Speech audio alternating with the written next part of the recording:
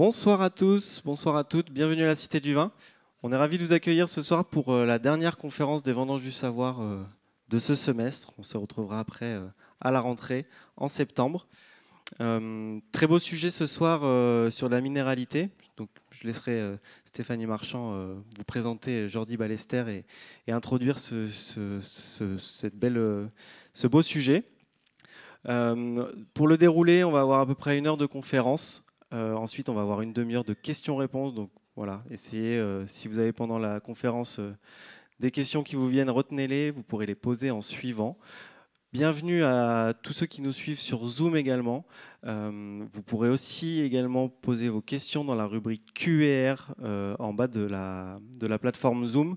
Et nous les retranscrirons à l'intervenant pour qu'il puisse y répondre. Vous pouvez nous faire part aussi de vos remarques s'il y a le moindre souci technique, de son, de volume, d'image. On essaiera d'y pallier au maximum. Voilà, je vais vous souhaiter une très belle conférence, un beau moment. Merci à vous d'avoir bravé les bouchons de ce départ en week-end et la pluie, même si elle s'est arrêtée. Et je vais passer la parole à Stéphanie Marchand, membre de l'ISVV. Merci beaucoup Loïc. Bonsoir à tous et bienvenue à cette soirée des Vendanges du Savoir, cette dernière soirée de la saison. Alors je ne sais pas vous, mais moi quand je suis au restaurant, que je commande un verre de vin blanc et que le serveur me demande si je veux du vin blanc fruité ou minéral, je sens une sorte de raideur dans mon cou et un petit énervement.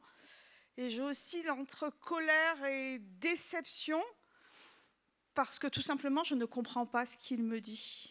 Et il est vrai que le mot minéral, c'est un concept qui est connu de tous, mais compris de personne, sauf ce monsieur. Et heureusement que Jordi, qui est enseignant-chercheur à l'Université de Bourgogne, donc à Dijon, et qui est aussi mon ami. Donc du coup, je suis très fière de te recevoir ce soir. S'est attelé à la question, il a constitué toute une équipe, la Team Minerality, au travers du monde, pour essayer de tirer sur ce concept et puis voir ce qu'il y a à l'intérieur. Et donc merci Jordi d'être présent, merci d'avoir fait le voyage. Un plaisir. Et merci de nous parler de cette minéralité. Super. Allons-y. Alors, donc, c'est pas mal comme intro, hein, parce que là, ça enchaîne très bien avec mon début de présentation. Moi, quand les gens me décrivent un vin, j'aime bien ce genre de choses, vous voyez ?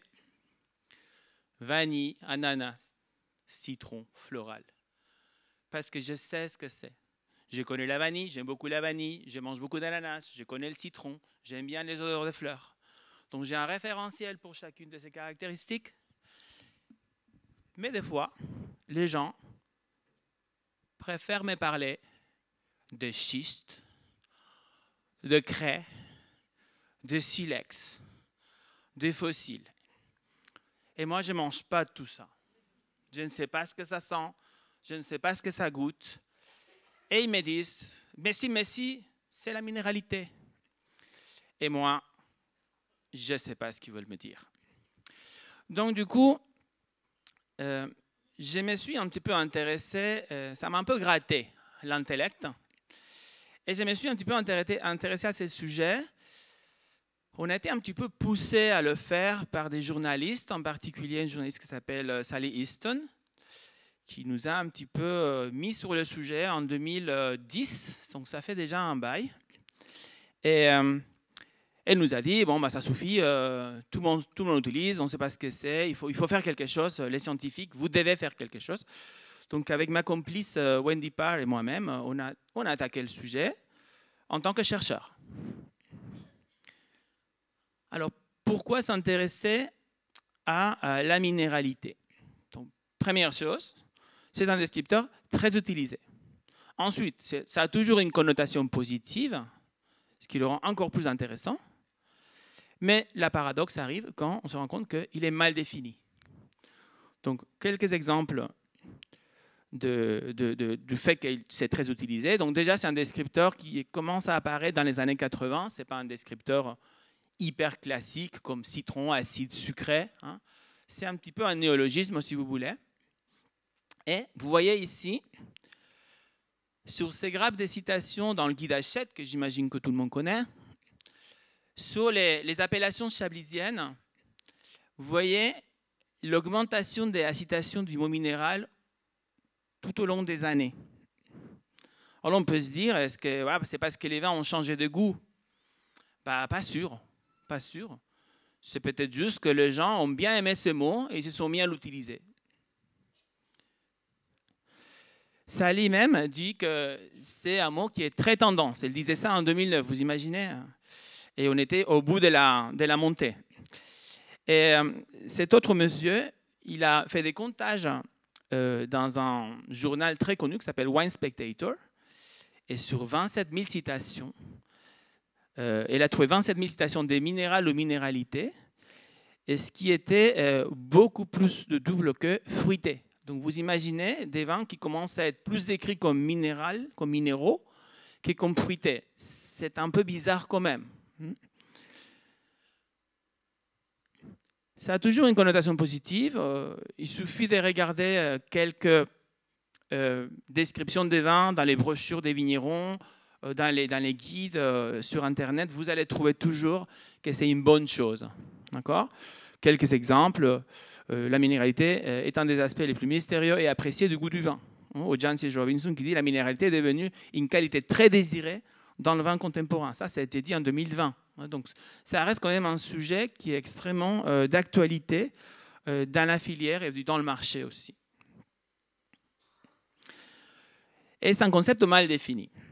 Par exemple, vous voyez ici un blog de David Coble qui dit personne ne sait très bien ce que ces mots signifient, mais il est de plus en plus employé pour décrire un vin.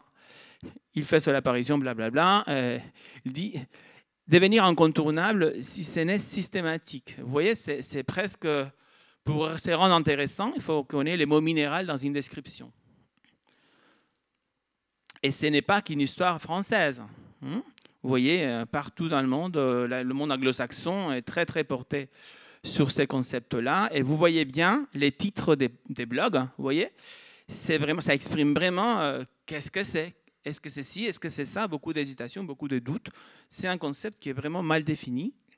Et bon, partout dans le monde, vous voyez les Italiens, vous voyez les Espagnols, les Grecs, les Russes, les Chinois. Tout le monde se pose la question depuis presque une quinzaine d'années, quoi. Et tout ça, c'était des journalistes. Mais les chercheurs, qu'est-ce qu'ils en disent, les chercheurs?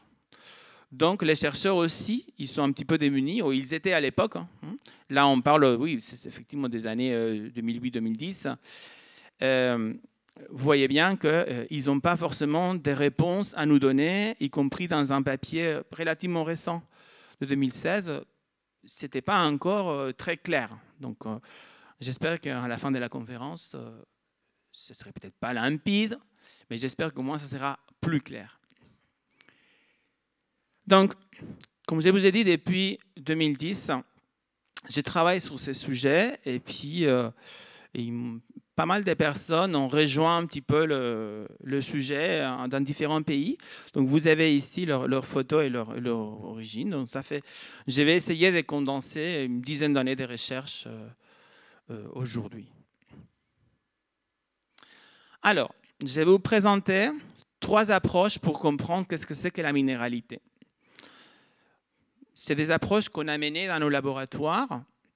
Une approche conceptuelle. Donc l'idée, c'est de comprendre comment les dégustateurs conceptualisent la minéralité dans leur tête. Et pour ça, on utilise des questionnaires et on fait des entretiens. Une approche qui est sensorielle, purement sensorielle, où on met en place des dégustations à l'aveugle avec des protocoles scientifiques très sérieux.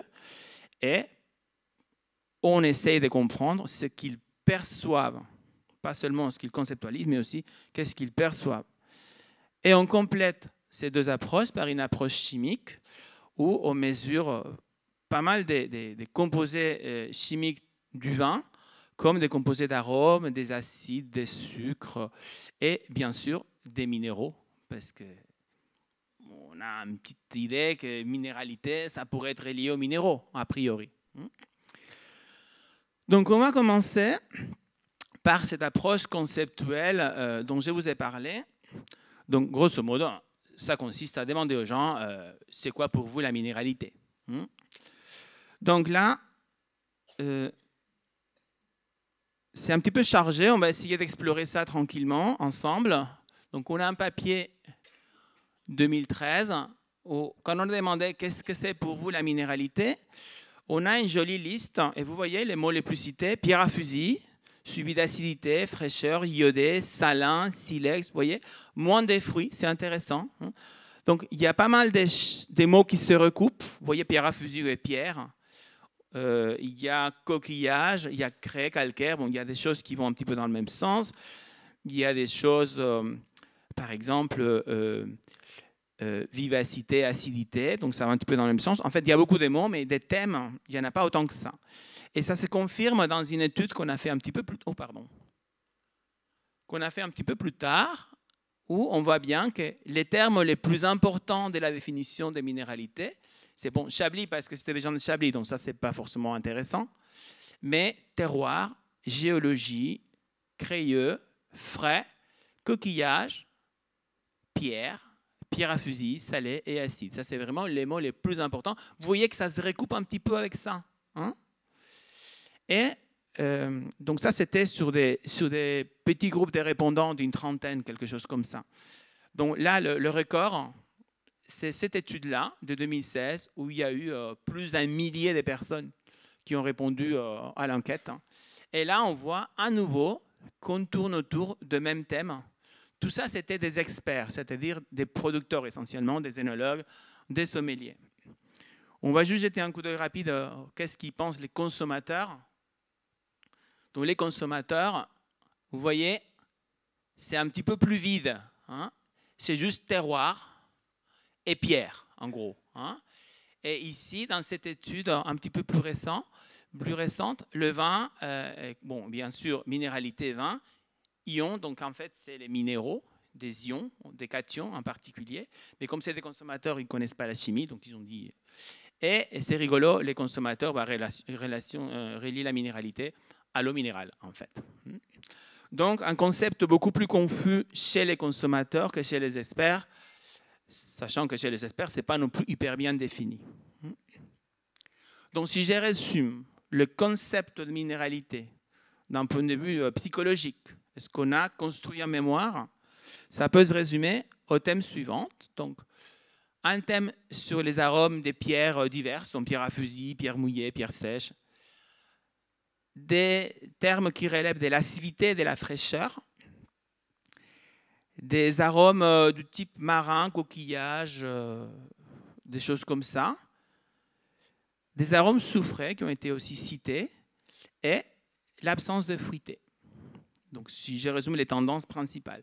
Donc, minéralité, ce n'est pas tout et n'importe quoi, comme ça avait l'air. C'est vraiment recentré sur ces 6 thématiques, essentiellement. Donc, on commence à délimiter un petit peu le concept. Et le tout est relié très étroitement, comme vous l'avez vu dans les graphes, à l'idée de terroir.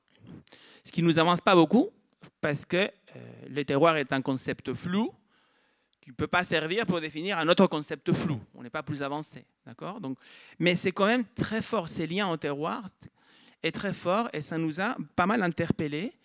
Vous voyez, par exemple, Pascal Denelin, dans son article 2014, il a compté sur Google combien de fois minéralité et vin étaient associés dans des bouquins numérisés sur Internet. Et voilà la courbe. Donc, c'est normal. Dans les années 50, il y a 0, c'est normal. Et donc, dans les vieux bouquins numérisés sur Google, ça commence à frétiller par ici, mais on est quand même sur un pourcentage qui est pratiquement de 0. Et là, voilà, dans les 80, on a un premier palier, et hop, ça remonte. Et là, ça remonte raide. On est quand même déjà sur un pourcentage plus raisonnable. Et on a, en 95, un pic, et ça repart à nouveau vers le haut. Un petit creux, mais ça repart à nouveau vers le haut.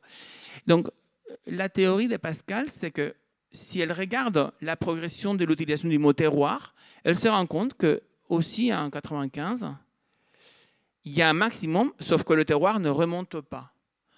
C'est comme si on s'était un peu fatigué d'utiliser les mots terroir à tort et à travers, et le mot minéralité a pris un petit peu la place du mot terroir. D'accord ? C'est une hypothèse, ça vaut ce que ça vaut, mais bon, ça a été publié, ça mérite d'être mentionné. Pour moi, ça aurait plutôt du sens. Et cette histoire de le lien au terroir est un grand classique de ceux qui suivent la théorie littéraliste, ça veut dire qui prend le mot minéralité dans le sens littéral. Donc pour ces personnes-là, la plante absorbe des minéraux de la roche du sol. Ces minéraux sont distribués partout sur la plante, y compris dans les baies. Ces minéraux partent avec les baies en fermentation.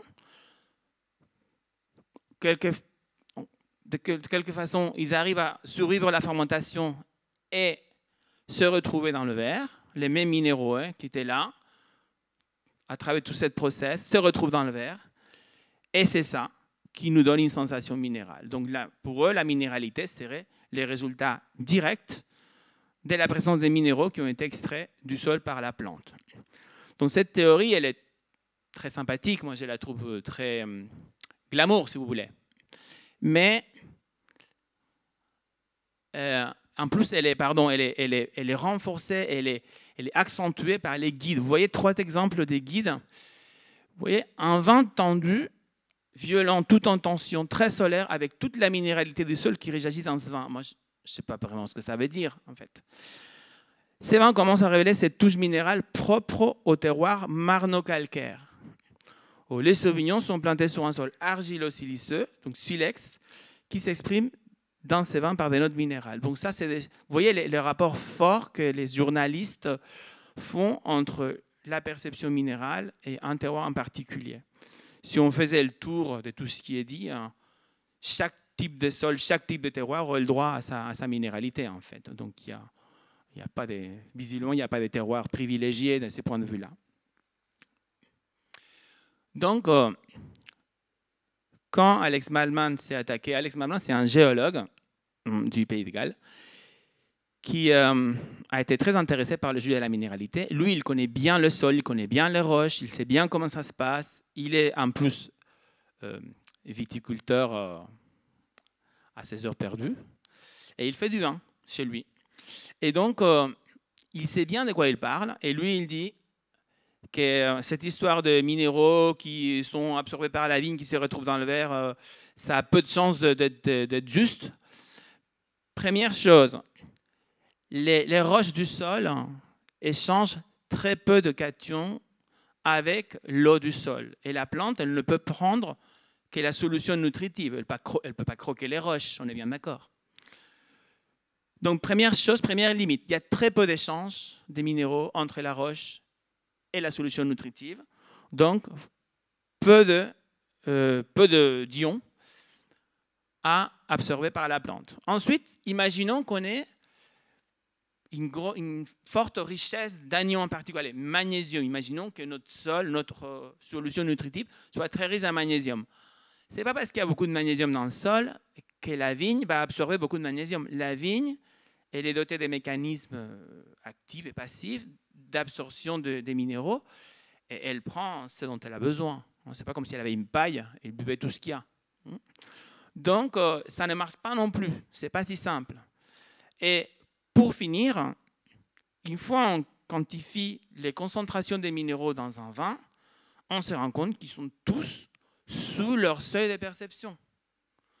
Donc, il est très peu probable que la théorie littéraliste soit la théorie qui explique la minéralité. Donc, il va falloir aller chercher ailleurs.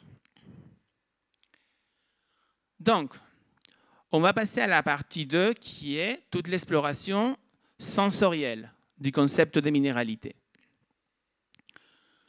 Et je vais commencer par vous présenter une étude qu'on a faite avec du chardonnay de Bourgogne. Il y a quand même des régions en Bourgogne qui sont connues par un style minéral, notamment Chablis. Et donc, ça nous a paru un bon endroit pour démarrer notre investigation, sachant que c'est une étude de 2013 qui a démarré en 2010. Donc voilà, nous avons un panel de 34 experts bourguignons, donc des vignerons et des œnologues, qui ont dégusté 18 vins de Chardonnay de Bourgogne, qui venaient de toutes les régions de Bourgogne, sauf la Côte d'Or. Je vous explique. La Côte d'Or, c'est une région où on élève beaucoup les vins en fût. On a des boisages très forts. Et on a considéré que des boisages très forts allaient masquer ce qu'on cherchait. Donc, on a décidé de ne pas les inclure.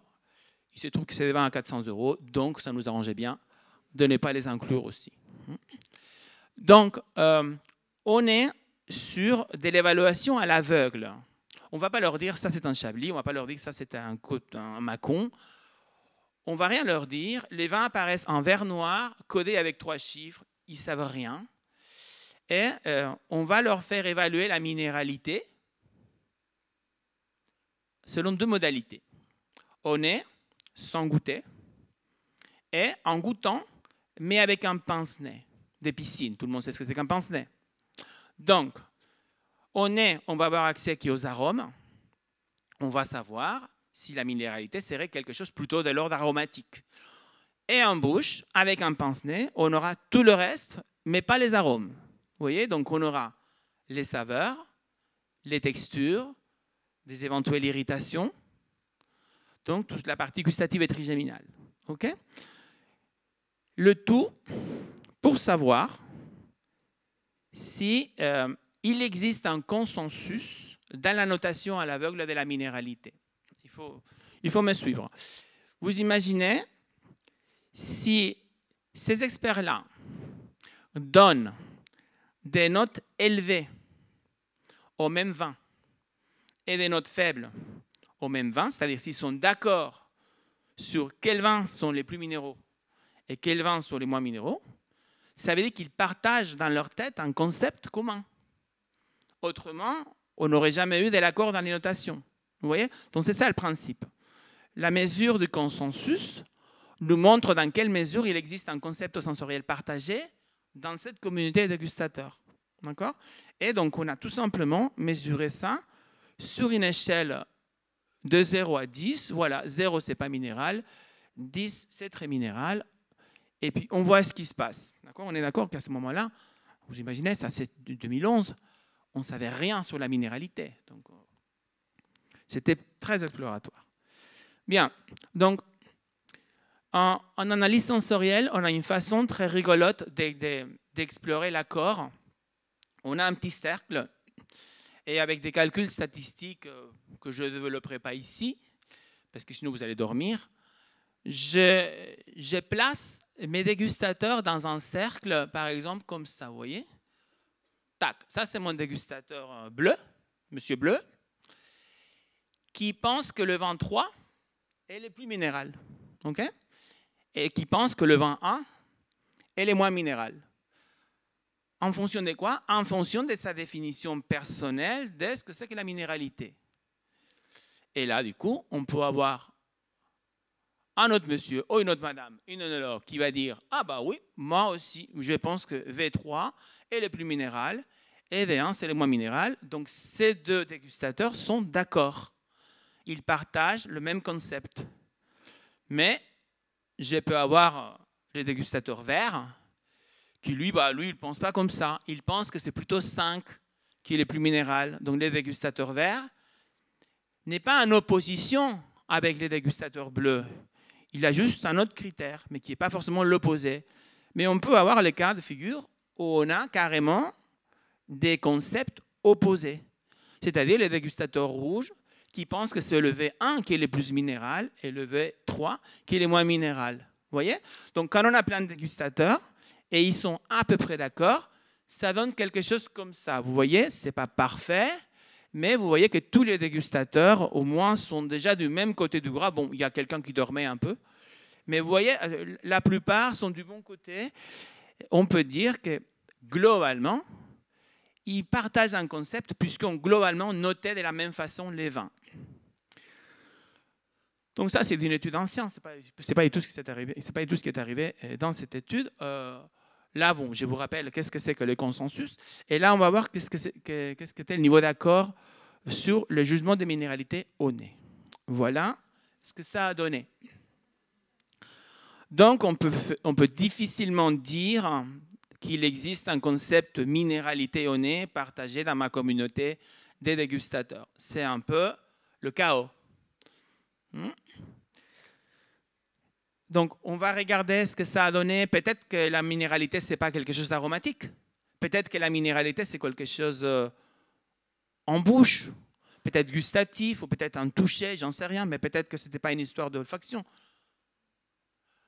Donc là, avant de passer à la partie en bouche, je voulais dire, dans ces chaos, j'ai essayé de trouver un peu d'ordre et j'ai fait des paquets de dégustateurs. C'est encore une analyse statistique, peu importe, qui me permet de faire des paquets de dégustateurs qui penseraient à peu près pareil. D'accord ? Donc, parmi mes 30 dégustateurs, il y a des petits paquets. Et là, visiblement, j'ai trouvé 3 groupes de dégustateurs qui auraient des concepts à peu près convergents au sein du groupe et qui donnent, vous voyez, des choses assez différentes. Vous voyez, les vins ne sont pas du tout notés de la même façon selon si on appartient au groupe bleu, au groupe vert ou au groupe rouge. Voilà, il y a des grosses différences de notation. Voilà. Ça montre qu'il y a 3 concepts de minéralité différents dans mon panel de 30 personnes. OK ? Et cette fois-ci, c'est bon. On va voir ce que ça a donné avec le pince-nez. Bon, c'est pas mieux. C'est pas mieux. À nouveau, énormément de désaccords au sein du panel. Et donc, il faut faire des groupes. Et à nouveau, je trouve 3 groupes. Vous allez me dire, génial, bon, du coup, j'ai 3 groupes. Mais en fait, non. Parce que les groupes issus de l'évaluation au nez ne contiennent pas les mêmes personnes que les groupes issus de l'évaluation en bouche. Donc, en fait, je n'ai pas 3 groupes, j'ai 6 groupes. D'accord ? Donc, voilà, moralité de cette étude, il n'y a pas, pour ces groupes de dégustateurs, pour ces cépages, des concepts consensuels sur qu'est-ce que c'est que la minéralité. Okay ? Donc, on aurait pu arrêter là. Hein. Franchement, on aurait pu arrêter là. Voilà, je ne serais pas là aujourd'hui. Okay ? Mais on a décidé de continuer sur Sauvignon blanc. Voilà, je vous montre ici une déguste sur Sauvignon blanc sur les mêmes principes. Vous voyez, les niveaux d'accord à Bordeaux est beaucoup moins important que le niveau d'accord à Sancerre et que le niveau d'accord à Chablis. Le meilleur accord se trouve à Sancerre, clairement. Okay ? Après, c'est peut-être parce que c'est eux qui revendiquent la minéralité dans leur vin, en particulier sur Pouilly-Fumé et Sancerre. Hein. C'est 1 sur 2, un minéral dans la description. Et puis c'est la cuvée Silex, tous ces trucs. Donc voilà, donc vous voyez, le niveau d'accord est très dépendant de la familiarité avec les concepts et visiblement, cette familiarité varie entre les régions et donc les niveaux d'accord varient entre les régions. Mais là, par exemple, c'est assez joli. On a une communauté des vignerons à Sancerre qui partagent une idée commune de ce que c'est que la minéralité. Donc on a continué sur Sauvignon blanc parce qu'on a pensé que ça se présentait bien. Et on a fait une étude où on s'intéressait à l'effet de la culture des dégustateurs et à nouveau de la modalité des dégustations. Donc on a comparé 2 cultures différentes, la culture française où le vin, on a 2000 ans de culture du vin, et en Nouvelle-Zélande où ça doit faire 50, je crois, 50-60.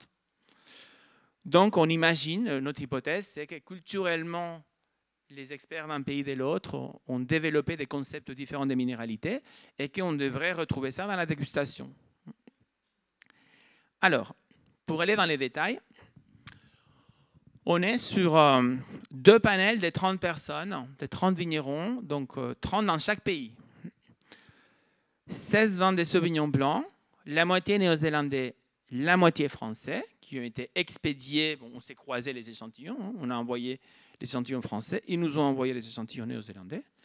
Et 3 modes d'évaluation, donc orthonasal, comme dans l'étude sur le chardonnay, en bouche avec pince-nez, comme dans l'étude sur les chardonnays, mais là, on a incorporé une modalité qu'on appelait globale, où c'est en fait, on collecte toute l'information possible. Donc, on a nez plus bouche sans les pince-nez. Et l'échelle que vous connaissez maintenant, de pas minéral à très minéral, vert noir, code à 3 chiffres, ordre de présentation équilibré. On a pris toutes les précautions d'usage dans les analyses sensorielles avec une approche plus scientifique. Et donc, un questionnaire de ce type-là, vous voyez, le premier descripteur était minéral, donc c'est le descripteur qui nous intéressait le plus, mais on avait une liste de 19 autres descripteurs plus faciles, vous voyez, plus facile à comprendre, plus facile à imaginer. Donc, les stratégies ici, c'était d'essayer d'expliquer un descripteur compliqué, donc minéral, par des descripteurs plus simples, comme citron, comme fruit de la passion, comme poivron vert, etc. D'accord ? Donc d'abord, je vais vous présenter les résultats sur le premier descripteur, donc le descripteur qui nous intéresse le plus, donc minéral. Et cette fois-ci, on change un petit peu la façon de faire. Chaque flèche n'est pas un sujet, mais c'est une moyenne pour un groupe de sujets. Vous voyez ? Pour un groupe de sujets et pour une modalité de perception, pour faire simple. Par exemple, par ici, nous avons les moyennes du groupe d'experts néo-zélandais pour l'évaluation de la minéralité globale. Vous voyez ? Ça va de ce côté-là. Par exemple, ici, donc, les Néo-Zélandais avec un pince-nez et les Néo-Zélandais en orthonasal. Vous voyez ? Donc, cet ACP, donc ces graphes, nous montrent des choses très intéressantes. Regardez, ici, c'est super intéressant. Nous avons la minéralité évaluée par des Français globale, c'est-à-dire avec toutes les informations possibles, qui est presque superposée, on dit qui est très corrélée, à la minéralité des Français en orthonasal. Qu'est-ce que ça veut dire ? Ça veut dire que si je sens le vin seulement et je note la minéralité, les notes que je génère sont pratiquement les mêmes que si je sens et je goûte le vin. Qu'est-ce que ça veut dire ? Que pour les Français, pratiquement toute l'information se trouve déjà dans l'odorat. Parce que quand on a goûté, les notes n'ont pas changé. Vous voyez ? Donc ça, c'est intéressant. Pour les Français, le concept de minéralité est un concept essentiellement olfactif. Donc, dans la culture française, c'est comme ça que ça s'est construit. Et vous voyez, la partie plus goût et texture, elle n'est pas forcément hyper corrélée. Pour les Néo-Zélandais, le global est plus corrélé à la partie goût et texture et moins corrélé à la partie olfactive. J'ai l'impression que pour les Néo-Zélandais, le concept de minéralité est peut-être un peu plus complexe, plus multidimensionnel, si vous voulez, que pour les Français. Mais n'oublions pas que tout le monde ici est du même côté du graphe. Il n'y a aucune opposition entre deux groupes. Donc, ce qu'on peut dire, c'est que globalement, tout le monde est d'accord, mais que sur l'axe 2, il y a des nuances qui sont propres à chaque culture. Plus olfactif pour les Français, plus multidimensionnel pour les Néo-Zélandais. Vous voyez, donc on a deux concepts de minéralité qui ne sont pas identiques.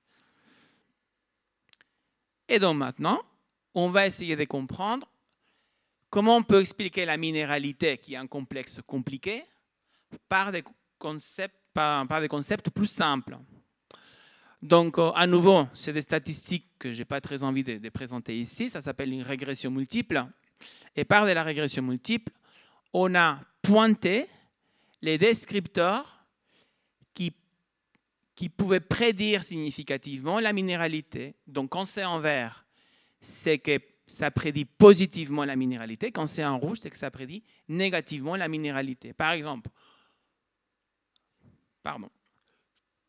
les deux cultures s'accordent à dire que pierre à fusil, agrumes, fraîcheur, mine des crayons, concentration, plus il y en a, plus le vin va être considéré comme minéral. Tandis que fruit de la passion, plus il y en a, moins le vin va être considéré comme minéral. D'accord ? Et ça, c'est commun aux deux cultures. Mais il y a des spécificités pour les uns et pour les autres. Pour les Néo-Zélandais, vous voyez, ils pensent en plus que plus c'est amer, plus c'est minéral. Par contre, plus c'est astringent, plus c'est poivron vert, moins c'est minéral. Et pour les Français, plus c'est iodé et ça sent les huîtres frais, plus c'est minéral. Plus c'est soufré, plus c'est minéral. Mais plus c'est sucré, moins c'est minéral. Vous voyez, donc on commence à cibler un petit peu le concept. Et ce qui est intéressant, c'est que c'est relativement cohérent avec l'approche conceptuelle qu'on avait fait par des entretiens. En gros, ils ne nous racontent pas n'importe quoi, en fait. Donc là, on est en train d'obtenir des prédictions significatives, statistiquement significatives, ce qui veut dire que j'ai moins de 5% de chances de me tromper si j'affirme que la pierre à fusil contribue positivement à la minéralité perçue. Donc on est quand même sur des effets significatifs. Le hasard ne ferait jamais un truc pareil. Dans ces cas-là, on ne peut qu'accepter qu'il y a bien quelque chose qui s'appelle minéralité. Malgré le désaccord, malgré un petit peu voilà, la variabilité qu'on a observée, il y a quand même quelque chose. Donc, il y a bien un sujet d'étude. Ce n'est pas juste une illusion marketing qu'on nous balance à tort et à travers. Donc, les derniers éléments de mon approche, c'est l'élément chimique. On va voir si on trouve quelles sont les parties, les composantes du vin qui peuvent prédire au mieux cette fameuse minéralité. Et par les composantes qu'on aura mis en évidence, on pourra peut-être déduire l'origine. Par exemple, imaginons que je trouve que le sucre est très corrélé à la minéralité. Alors, je peux réfléchir, le sucre, c'est peut-être la maturité du raisin, par exemple. D'accord ? Donc, par les molécules qu'on va mettre en évidence, on va pouvoir peut-être émettre des hypothèses sur l'origine de la minéralité.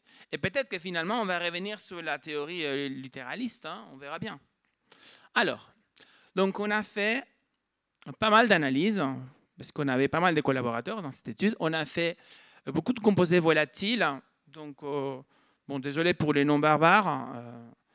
Donc IVMP, c'est des arômes un peu de poivron. Les composés soufrés, bon, vous savez tous un peu ce que ça donne. Les composés soufrés, ça va du chou en passant par l'allumette. Hein. Et les alcools, les acides, les acides sont acides. Hein. Les terpénols, ça sent un petit peu les agrumes et les fleurs. Les esters, ça sent un petit peu les fruits, les fleurs aussi. Puis les acétates aussi, les fruits un petit peu tagada. Bon, bref, énormément de composés d'arômes plutôt ciblés. Des paramètres œnologiques classiques, on parle là d'alcool, de sucre résiduel, d'acidité totale, pH, et des choses comme ça. Et bien sûr, il fallait quand même tester les minéraux. Il fallait absolument les tester. Donc, on a testé 18 cations, donc des choses très classiques et puis des choses un petit peu moins classiques, juste pour voir. Okay. Et quand on met tout ça dans la moulinette, on obtient quelque chose qui est un petit peu barbare. Donc, on va passer un petit peu de temps pour creuser un peu ces graphes. Alors, ces graphes, ce n'est pas compliqué. On a les flèches rouges. Les flèches rouges, rappelez-vous, c'est les minéralités globales que je vous ai montrées tout à l'heure. Donc, les flèches rouges, c'est du sensoriel, à l'aveugle. Donc, vous voyez, on avait dit que les Français et les Néo-Zélandais ne s'opposaient pas, mais ce n'était pas la même chose. Et là, on trouve exactement ça. Ils ne s'opposent pas, ce n'est pas l'un opposé à l'autre, mais ce n'est pas la même chose. Ils sont indépendants. D'accord ? Et les vins sont en bleu quand c'est français, en vert quand c'est néo-zélandais, et le reste, c'est des composés chimiques. D'accord ? Donc, les composés chimiques qui ont les mieux prédit la minéralité pour les Français, c'est le soufre, les SO2 libres, en fait. SO2, vous pouvez imaginer, pour ceux qui savent, bon, c'est un peu évident, pour ceux qui ne connaissent pas les SO2, ça peut avoir des arômes un peu soufrés, un peu irritants, et ça peut maintenir le vin dans un état un peu réducteur. On verra un petit peu ce que c'est que la réduction assez vite. Et à l'opposé, donc on a l'acidité donc totale et le tartrique. Donc là c'était surprenant parce qu'on s'attendait, d'après la littérature et d'après notre expérience avec les chardonnays, que l'acidité allait être un prédicteur positif. Mais bon, il se trouve que pour le Sauvignon blanc, ça ne l'est pas. Donc vous voyez, donc les sodos libres ont un impact essentiellement aromatique. Et pour les Néo-Zélandais, c'est très intéressant parce qu'on a le sodium et les SO2 combinés. Et l'acide malique. Donc là, on est vraiment sur un univers plutôt gustatif et tactile. Et à l'opposé, on a des choses comme l'acide lactique, par exemple. Donc vous voyez, le seul minéral qui a été prédicteur positif de la minéralité, c'est le sodium. Alors, moi, je ne pense pas que la vigne raffole du sodium. Je ne suis pas sûr que si on a beaucoup de sodium dans le sol, la vigne va être très contente. Donc, je me demande si ce n'est pas une piste qui pointe, pas forcément le sol, mais peut-être des produits œnologiques dans lesquels le sodium serait une partie intégrante. Par exemple, des bentonites, des choses comme ça. Donc, pas les minéraux, mais plutôt des acides organiques et du soufre. Okay? Donc, si je résume, on a retrouvé des choses significatives, conceptuelles, sensorielles et chimiques. Et ce qui montre bien que la minéralité, ce n'est pas une illusion, c'est bien un concept sensoriel qui existe, qu'on peut mesurer, pour lequel on n'a pas forcément un accord très fort, mais qui, dans certains groupes de dégustateurs, a du sens. Et donc, du coup, on a très envie de savoir comment est-ce qu'on fait un vin minéral. Donc, pour ça, on a juste demandé aux vignerons. Ce n'est pas compliqué. On a fait une étude où on a fait des enquêtes auprès des vignerons qui nous ont donné leurs secrets. Donc, ça a été publié récemment. Et donc, on avait une question relativement simple. Si vous vouliez faire un vin très, très, très, très minéral et vous aviez tous les choix possibles à disposition, qu'est-ce que vous feriez? De la vigne à la cave. Et voilà les principaux éléments qui nous ont proposé les viticulteurs. Donc la première chose, éviter la surmaturité. Donc par exemple, des viticulteurs qui nous disent j'utiliserai des raisins des coteaux frais pour éviter la surmaturité, ou sur la date des vendanges, je vendangerai pas trop tôt pour éviter les notes végétales, mais pas trop tard pour éviter la surmaturité. Et en effet, l'effet de garder une petite sous-maturité ou une maturité un peu juste permet de garder l'acidité, la fraîcheur et éviter des excès d'alcool qui, pour eux, seraient néfastes pour la minéralité. Et ça, on le retrouve bien dans la littérature. Soyez pas intimidés par ces graphes, ce n'est pas très compliqué. Si vous trouvez deux choses qui sont proches sur le graphe, c'est qu'elles sont reliées. Ça, c'est des résultats très sérieux qui ont été publiés en 2014 par une collègue américaine. Vous voyez, là où se trouvent les vins minéraux, à côté, il y a de l'acidité et de la fraîcheur. Donc, ces résultats qui sont très scientifiques confirment les dires des viticulteurs qui ont un savoir qui est plutôt empirique. Ensuite, concernant la fermentation alcoolique. Donc, d'après les viticulteurs, il faudrait utiliser des levures indigènes ou des levures commerciales neutres. D'accord ? Éviter des levures commerciales qui ont été sélectionnées parce qu'ils génèrent des arômes de fraises tagada ou des fruits de la passion. Voilà, éviter ces genres de produits et aller vers des choses assez neutres qui font juste transformation de sucre en alcool et c'est tout. Et aussi jouer sur la température de fermentation. Si on fermente à température assez basse, on va vraiment favoriser la formation des composés très fruités. Donc eux, ils proposent de ne pas trop aller là-dessus, de garder des températures un petit peu plus hautes, 23, 25, justement pour éviter des explosions de fruits, parce que pour eux, trop de fruits masque la minéralité. Et rappelez-vous qu'on avait vu dans la partie conceptuelle, pas trop de fruits. Ça avait été cité. Et effectivement, on retrouve ça dans la littérature scientifique. Vous voyez ici, dans notre étude de 2013, la plupart des experts pointaient la minéralité vers la droite de ces graphes. Vous voyez, un groupe et deux groupes pointés à droite. La plupart d'eux, 73% des experts. Et vous voyez, on n'a pas de fruits, pas du tout de fruits. On a plein de choses. On a le silex, on a le sous-bois, on a la serpillière sale, on a le chien mouillé, mais on n'a pas de fruits. Et c'est à l'opposé que se trouvent tous les fruits. Donc là, ça montre bien, ça va bien avec un excès de fruits. C'est souvent relié à des vins qui ont faible minéralité. Il y avait aussi des idées qui concernaient l'élevage en fût. Clairement, pour faire un vin minéral, il faut éviter, si possible, le bois. Donc, il parle de faire des élevages en cuve, ou bien, si c'est en fût, des vieux fûts qui ne amènent pas des noix toastées, vanillées, des noix de coco, caramel, des choses comme ça. Donc, jamais de fût neuf, en fait. Si on veut faire un vin minéral, jamais de fût neuf. Parce que pour eux, le bois masque la minéralité. Et à nouveau, c'est bien confirmé par des études scientifiques. Si vous voyez dans ces graphes, vous voyez que là où on a minéral, c'est exactement à l'opposé de là où on a le caramel, la barrique. Vous voyez? Donc c'est bien cette opposition, se retrouve bien dans des études très sérieuses qui ont été publiées aussi en 2014. L'élevage sur lit. Alors, les lits, c'est des levures mortes. Une fois ils ont fait leur travail, on les garde, on laisse les vins dans leur lit parce que l'autolyse, la dégradation de ces lits apporte des choses intéressantes au vin.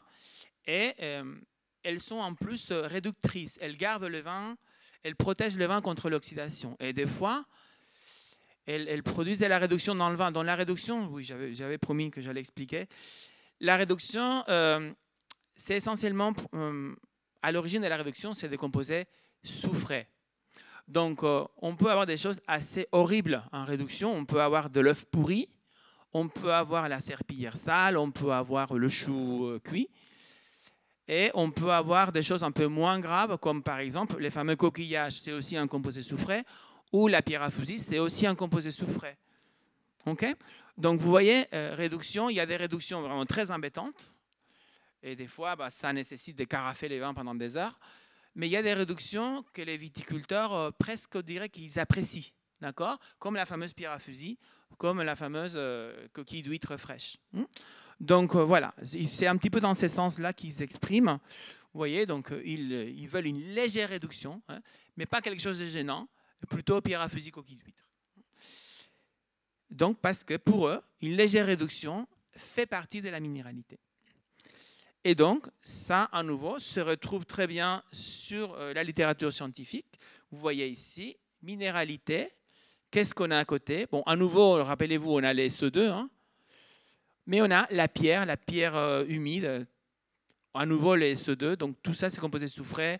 Ces arômes des pierres, c'est bien des choses qui sont liées un petit peu à un milieu réducteur, mais qui ne vont pas à un niveau sérieux, comme ça serait l'œuf pourri, où là, on n'est plus du tout dans les clous. Vous voyez, là, pour continuer avec les fameux composés soufrés, ça, c'est une étude de nos amis suisses qui ont fait ça sur Chasselas.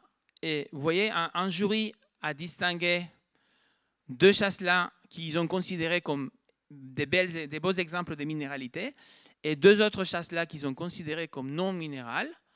Et vous voyez les concentrations en H2S et en disulfane, vraiment énormément plus dans les chasselas minérales et beaucoup moins dans les chasselas non minérales. Ça montre bien une implication forte des composés soufrés dans ces concepts de minéralité.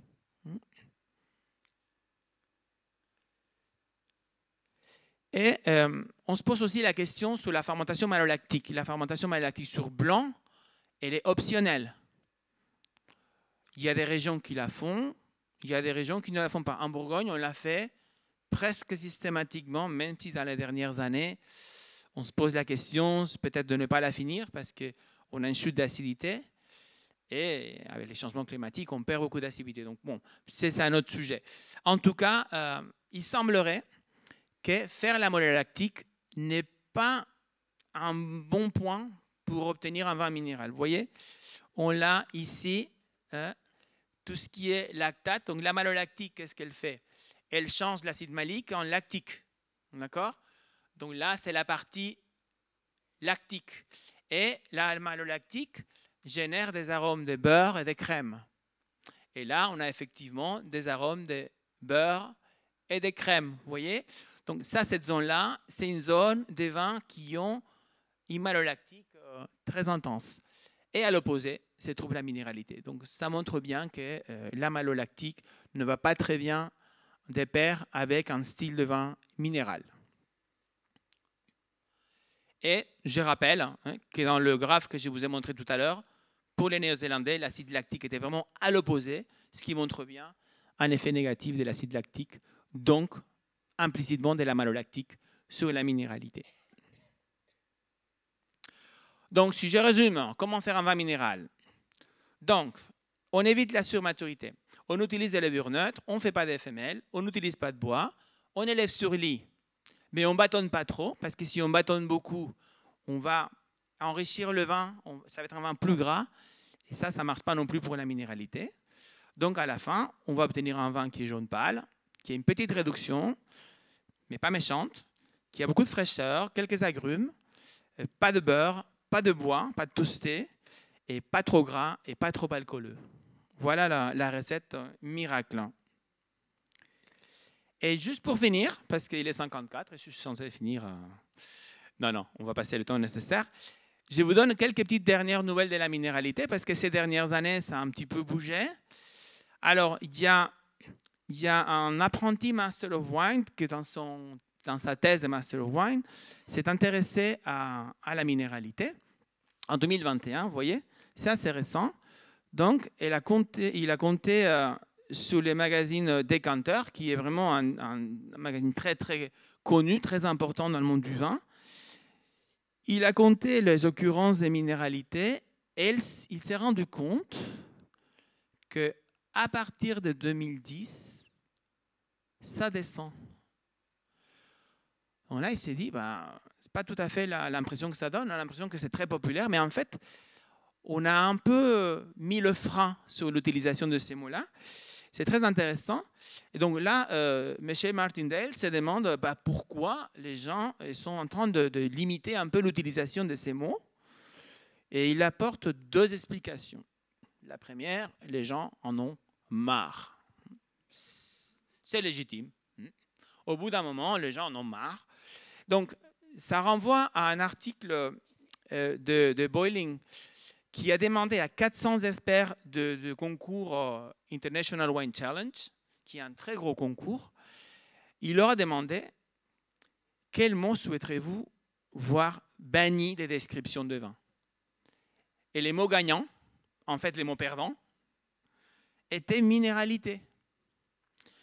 Et ces gens-là ont dit, c'est trop utilisé, c'est mal utilisé.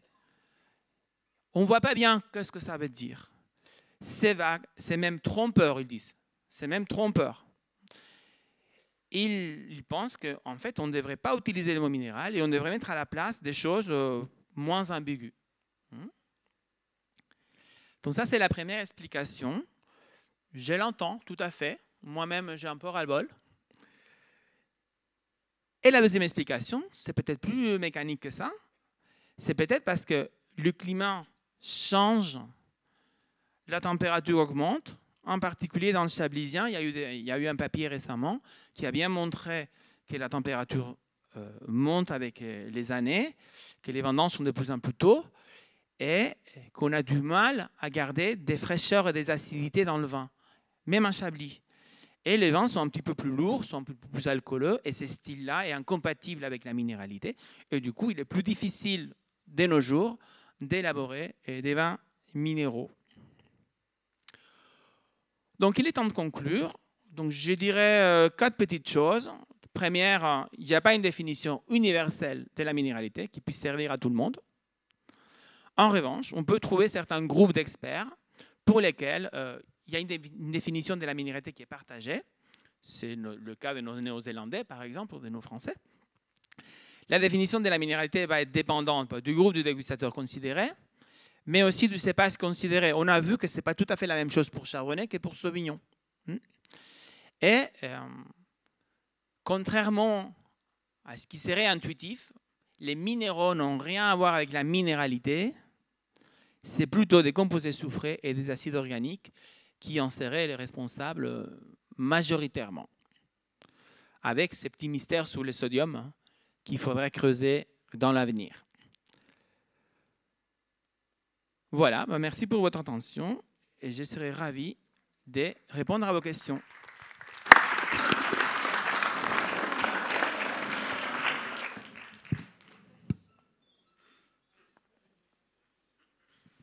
Merci beaucoup Jordi. Donc il est temps maintenant de répondre aux questions. Voilà. Donc pour les questions, on a plusieurs possibilités. Vous avez le petit micro-ballon que vous connaissez pour ceux qui sont déjà venus. Il suffit de lever le bras et on vous fera parvenir le petit micro. Et puis il y aura aussi les questions de Zoom auxquelles on va répondre, je l'espère. Parfait. On a une question tout en bas de Marguerite. Oui. Tu fais avec le micro. Je vais te donner ça.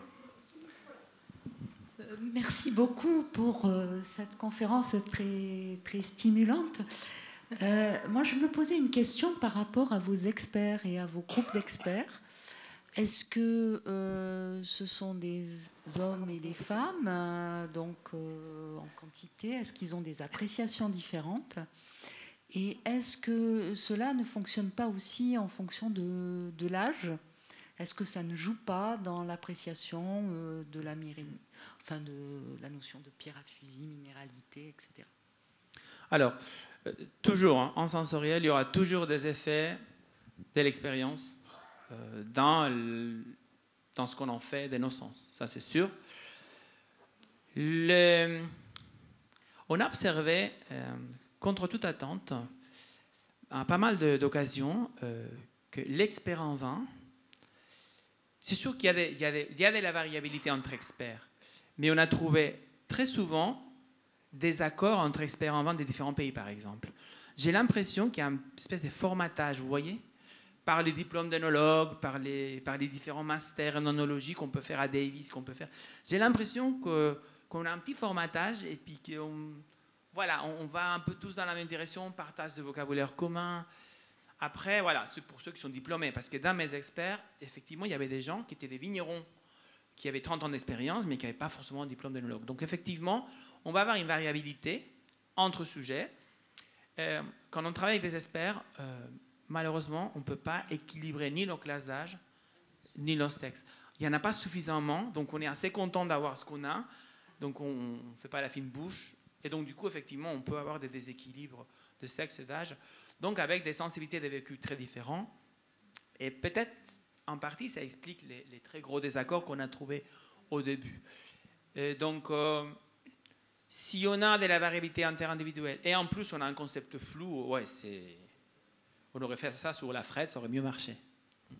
Mais oui, tout à fait, je vous suis tout à fait, il y a des variabilités. Merci beaucoup. On a une question. Oui, bonjour. Merci beaucoup pour votre présentation. Tout au long de votre présentation, à travers les études, vous parliez de cépages blancs. On a vu beaucoup de vins blancs et en fait, on n'a pas vraiment abordé la question du rouge. Est-ce que, parce qu'on sait que dans les rouges, il y a cette réduction, la légère réduction, est-ce qu'il y a aussi cette idée de minéralité? Est-ce que ça a été étudié, la minéralité dans les vins rouges? Alors, il y a très peu de choses sur la minéralité. Oh là, alors, l'utilisation du mot, elle existe pour rouge, mais énormément. Et j'ai l'impression que ça a même monté sur rouge dans les dernières années, mais c'est juste des observations personnelles. Hein. Je n'ai pas d'études. Il y a une étude espagnole qui a travaillé sur les rouges, minéralité pour les rouges. C'était très exploratoire et je ne suis pas très convaincu par les résultats, mais bon, ça a le mérite d'exister, mais il y a très peu de choses. Donc nous, on a fait le pari que ça allait être... qu'on avait plus de chances de réussir si on attaquait les blancs plutôt que les rouges, parce qu'on avait des régions qui revendiquait fortement cette minéralité, à tort ou à raison, je ne sais pas. Mais on voit Chablis, on voit Sancerre, la Loire des fois, voilà. Donc on sentait qu'on avait plus de chances de réussir si on partait sur les blancs.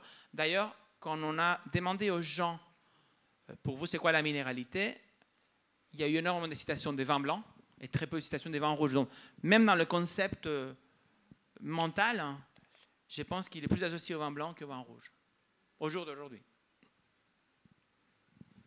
Et c'est vrai que cette question a été posée 2 fois sur Zoom. Okay. La question du vin. Non, mais c'est vrai que oui, il fallait s'y attendre. 2 fois sur Zoom, et une personne a évoqué aussi la minéralité du champagne. Bon, qui va... Tout à fait. Ouais. Le champagne réclame haut et fort la minéralité, ça c'est sûr et certain.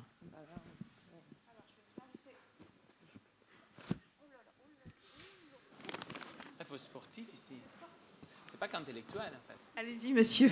Oui, j'ai une question. Enfin, je pense avoir compris. Donc, il vaut mieux ne pas faire la fermentation malolactique si on veut obtenir vin minéral, c'est ça? Parce que l'acide malique, il est dans le vin. Et voilà, il y aura moins d'acide malique et plus de minéralité, c'est ça? Non, il y aura plus la malolactique dégrade l'acide malique et crée de l'acide lactique. Donc, le malique aura disparu. Le malique était un acide bien plus vif, agressif que le lactique. Donc, c'est justement cette vivacité qui est cherchée quand on veut faire un vin minéral. Donc, ne pas faire la malo conserve plus de malique. Et on n'a pas ces lactiques. Et on n'a pas ces odeurs de beurre qui semblent un petit peu jurées quand on cherche la minéralité. Est-ce qu'il y a une autre question tout en haut? Hop. Oh là là là là. J'aime pas trop ce système. Ça fait pas mal. Le SO2, c'est un minerai. Ça va dans le sens de ce que vous nous avez expliqué. Alors, est-ce qu'on ne pourrait pas faire un raccourci? C'est le SO2 qui donne la minéralité dans le vin. Alors, c'est un raccourci provocateur qui me plaît bien, hein. Mais bon, c'est peut-être un peu simpliste quand même. Mais je pense qu'il a son rôle. C'est sûr qu'il a son rôle.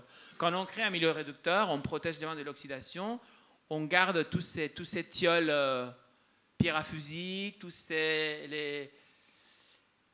les benzèmes méthanthiol. Bon, il y a 2 ou 3 molécules qui sont les coquillasses, par exemple. Tout ça, c'est des thiols qui se portent mieux dans un milieu à l'abri de l'oxygène. Donc, on ne va peut-être pas dire que le SO2 fait la minéralité, mais le SO2 contribue à un milieu où la minéralité serait préservée, en tout cas. Mais on pourrait avoir la même chose avec des lits. D'ailleurs, c'est très à la mode maintenant. Vous avez entendu peut-être parler du glutathion et tous ces autres peptides soufrés qui pourraient, dans l'avenir, même remplacer les SO2. Alors, on a une question tout en bas. Peut-être qu'on ne va pas lancer le truc. Oh, avec on va lui plusieurs faire étapes. des petits étapes. Petits bons, ouais. On allait me prévenir et j'aurais amené un casque. Mais je ne suis pas certaine d'être fan de ce système, en fait. Alors oui, pour continuer dans la provocation, ne pourrait-on pas se passer carrément du mot minéralité? Je fais référence notamment à quelqu'un qui détestait le mot minéralité, c'est notre professeur Denis Dubourdieu, qui est à l'ISVV. Il suffisait de dire le mot pour que le poil se hérisse. Et pour se prendre une avoinée. Voilà, je pense qu'on est... Mais vous avez vu qu'il n'est pas le seul, il y a 400 personnes qui veulent que ça disparaisse. Alors, par chance, on voit que la courbe descend. Ouais. Moi, personnellement, j'essaye d'éviter. Dans mes classes, dans mes cours, si je détecte de la pierre à fusil et de la salinité, je serais tenté de dire le vin est minéral. Ben non, je veux dire qu'il a des notes de pierre à fusil et puis il est salé. Et je vais m'arrêter là. Et chacun fait ce qu'il veut. Parce que je n'ai pas envie de confondre mes étudiants avec des mots mal définis, en fait. D'accord ? Après, si on fait un peu d'effort, on voit que on a quand même des limites autour de ces concepts. On pourrait quand même s'en servir, mais le problème, c'est qu'on s'en sert à tort et à travers. C'est un mot décoratif. On en abuse, même quand il n'y en a pas, même quand il n'y a aucune case décochée, on va mettre une petite touche minérale en finale. Voilà. Juste parce que c'est joli. Et c'est ça qui agace les gens.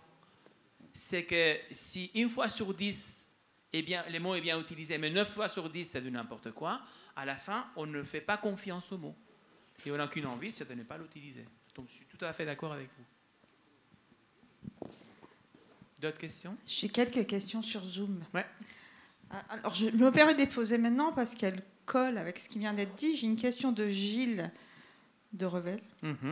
Tu vois qui c'est? Vaguement. Donc, Gilles nous parle en fait finalement du cœur des critiques. Et il nous demande si l'umami n'aurait pas remplacé minéralité dans le cœur des critiques. Pas dans la réalité du vin, dans le cœur des critiques. Et donc, finalement, est-ce qu'on n'aurait pas un excès d'utilisation de ce mot? Et est-ce qu'il faudrait démonter ce nouveau concept à la mode? Et est-ce qu'il faudrait démonter les concepts à la mode d'une manière générale? Après, moi, je suis dans un labo psychologique, donc j'aime bien démonter les concepts à la mode. C'est presque mon full-time job. C'est très intéressant parce que l'umami a été incorporé dans la narrative de la minéralité, en tout cas dans la profession. On a des cuvées umami à Chablis. Donc c'est très intéressant. Comme c'est un peu flou l'umami, en tout cas dans notre culture, c'est quelque chose un petit peu ambigu, légèrement salé, légèrement sucré, un peu une petite consistance. C'est vrai qu'on est quand même dans un flou de saveurs, donc ça va bien avec un flou conceptuel comme la minéralité. Donc ça ne m'étonne pas qu'on joue à ça, à mettre l'umami dans le concept de minéralité. On ne l'a pas testé, mais moi je me demande vraiment si l'umami est un descripteur intéressant pour décrire le vin. Je ne suis pas sûr. Il y a des gens qui adorent, hein. Alors là, de l'umami par-ci, de l'umami par-là. Je ne suis pas sûr que ça soit quelque chose qu'on doit utiliser beaucoup. Compte tenu de la composition du vin, on est quand même sur des peptides, sur des acides aminés. Et donc, il faudrait qu'il y en ait quand même pas mal pour avoir une dominante umami, comme on peut avoir une dominante acide, une dominante amère ou une dominante sucrée, quoi. Donc, je pense que les signaux umami sont très, très, très bas. Donc, je pense que les gens qui utilisent umami très souvent, c'est plutôt parce que ça fait joli, parce qu'en société, c'est bien de balancer des mots comme ça. C'est un avis personnel. À nouveau, il y a très peu de littérature là-dessus. Hein. Moi, j'ai aussi un avis là-dessus. Hein. Très honnêtement, umami, j'ai compris ce que c'était en octobre 2023. Et je travaille dans ce domaine depuis bien plus longtemps. Donc, c'est un peu compliqué. Alors, il y a une question sur Zoom aussi qui correspond à la question du monsieur de tout à l'heure sur le SO2 et le minéral. Et on nous demande si les vins sans soufre peuvent-ils être minéraux. Est-ce qu'on a des vins sans soufre minéraux? Alors, là, on mélange deux thèmes très tendance. Mon avis, on vient de publier 2 articles sur les vins nature très récemment, un sur blanc et un sur rouge. On a quand même un pourcentage non négligeable des défauts d'un point de vue œnologique. Hein. Je ne vais pas rentrer dans des considérations esthétiques et philosophiques. Hein. Et avec un regard d'œnologue, on a quand même entre 30 et 40% de défauts sur les vins nature. Ce n'est pas forcément des défauts de réduction, souvent des défauts de volatiles, des défauts d'oxydation, des défauts de souris et des défauts des phénols volatiles, donc des brettes. Donc, on peut difficilement voir autre chose que les défauts. Après, si c'est des vins sans soufre, moi je vois mal comment est-ce qu'on pourrait aller vers des profils minéraux, mais c'est difficile, mais ce n'est pas impossible. Parce qu'on pourrait travailler énormément sur les lits, mais vraiment un petit peu exagéré, et sur la protection du vin, pour le maintenir dans un état très réducteur et prier pour que ça ne parte pas sur le chou, que ça reste sur le caillou. Voilà. Mais après, voilà, je ne sais pas. Je vois un exercice périlleux, mais je ne vois pas ça impossible. Voilà. Peu probable, mais pas impossible. Merci. Est-ce que vous avez d'autres questions dans la salle? Quelqu'un a envie de prendre un petit vol de micro cubique? Non? Aucune autre question dans la salle? J'ai encore des petites questions sur Zoom, hein, s'il faut. Alors, qu'est-ce que j'ai qui pourrait être intéressant? Une petite remarque d'une formatrice du Wineset qui nous dit qu'il ne leur est pas recommandé d'utiliser le terme minéralité. Je sais. Ça colle pas mal. Hein. J'ai beaucoup de discussions avec Steve Charters là-dessus. Et puis, effectivement, il ne conseille pas d'utiliser les mots dans le système WSET.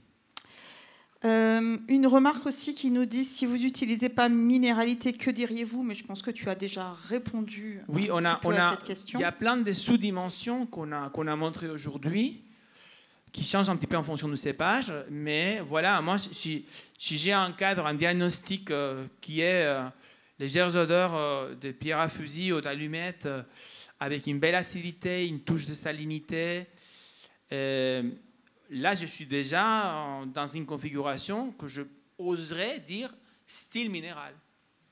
D'accord? Mais parce que ça coïncide avec les fruits des 10 ans de recherche. Pas parce que ça fait joli. D'accord? Alors, à la place, je dirais exactement ces sous-dimensions-là. Tout à fait. Merci. Et alors, j'ai une autre question de quelqu'un qui a besoin de se conforter dans ce qu'il a compris. Quelqu'un nous dit qu'il associait apparemment à tort des descripteurs de minéralité des vins blancs avec des vignes plantées sur certains sous-sols. Et il veut que tu confirmes que la géologie n'a aucun impact. Peut-être qu'on pourrait nuancer tout ça.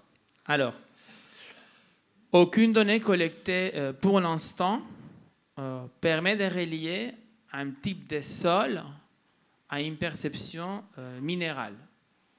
On n'est peut-être pas à ces niveaux de grains, en fait. Ça serait quand même des études assez complexes à mettre en œuvre parce qu'il faudrait contrôler énormément de paramètres par ailleurs.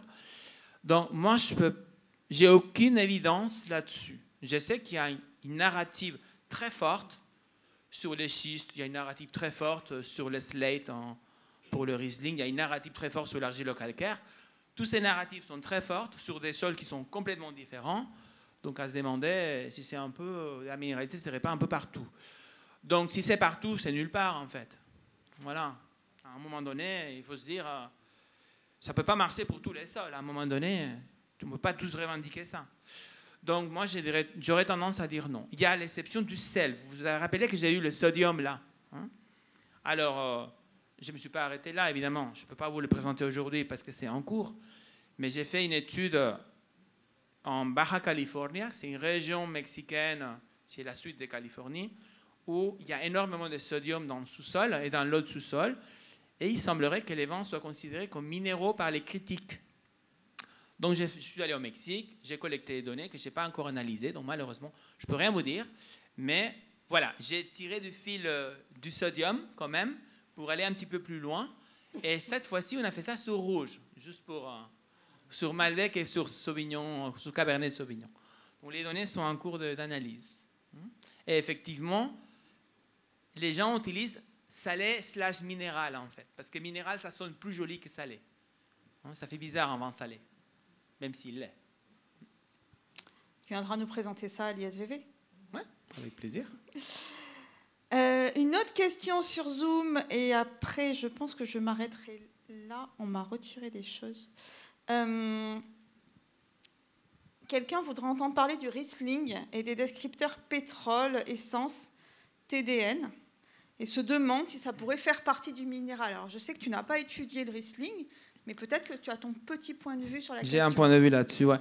C'est pas l'envie qui manque de travailler sur Riesling, je suis très fan de Riesling. Alors, le TDN, c'est un oryzoprénoïde qui est d'origine variétale, qui est modulé par la maturité.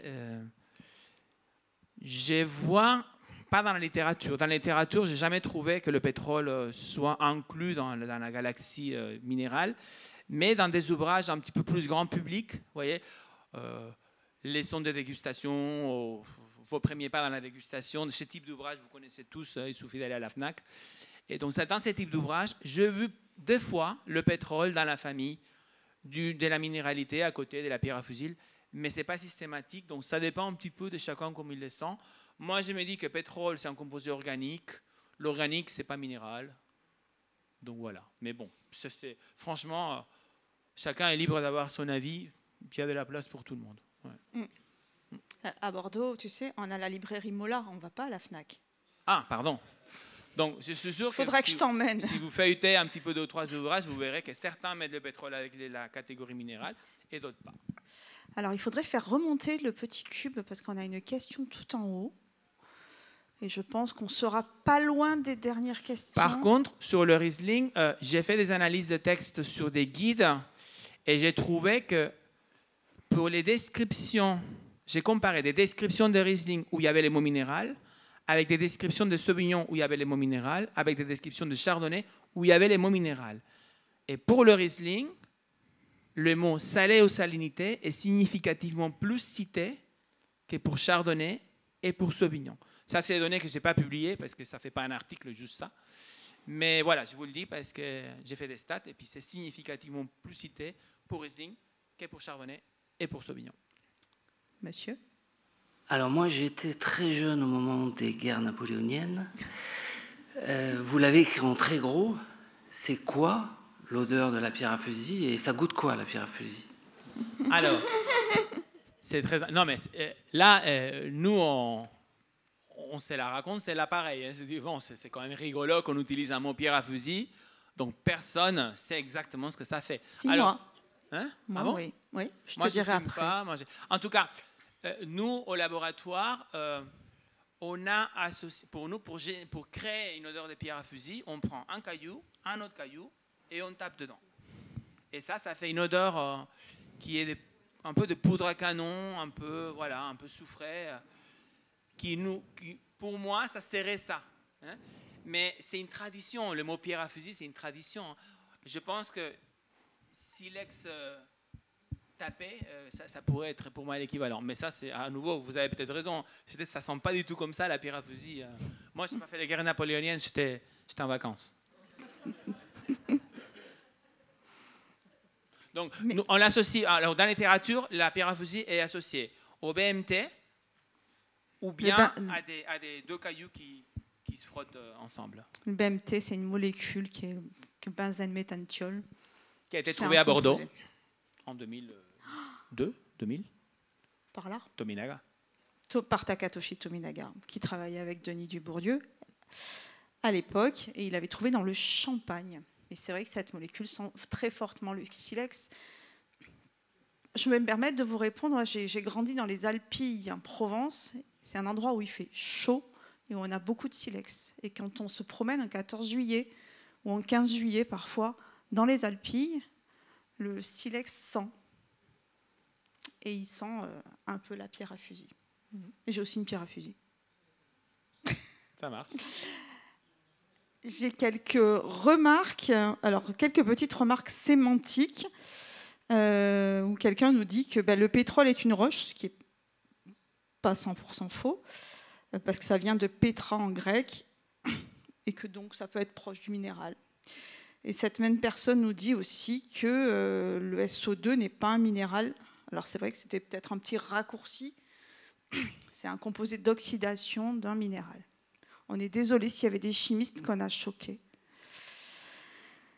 En tout cas, les SO2, ce n'est pas la chimie du carbone. Non, ce n'est pas la chimie du carbone, c'est sûr. Est-ce que vous avez d'autres questions? Je pense qu'on est au bout des questions de la salle. On va terminer par quelqu'un qui a fait une petite remarque, je pense émue, et qui m'émeut pas mal, dans la mesure où il a dit parler des mots du vin ce soir. C'est un peu rendre hommage à Bernard Pivot, et je pense qu'on pense tous fort à lui ce soir, à ses travaux, à ses écrits, à la façon dont il avait reçu Émile Pénaud, à ses dégustations télévisées, et à tout ce qu'il a fait finalement pour le vin, les mots du vin, comme toi tu l'as fait ce soir. Merci beaucoup, Jordi. Au plaisir, merci.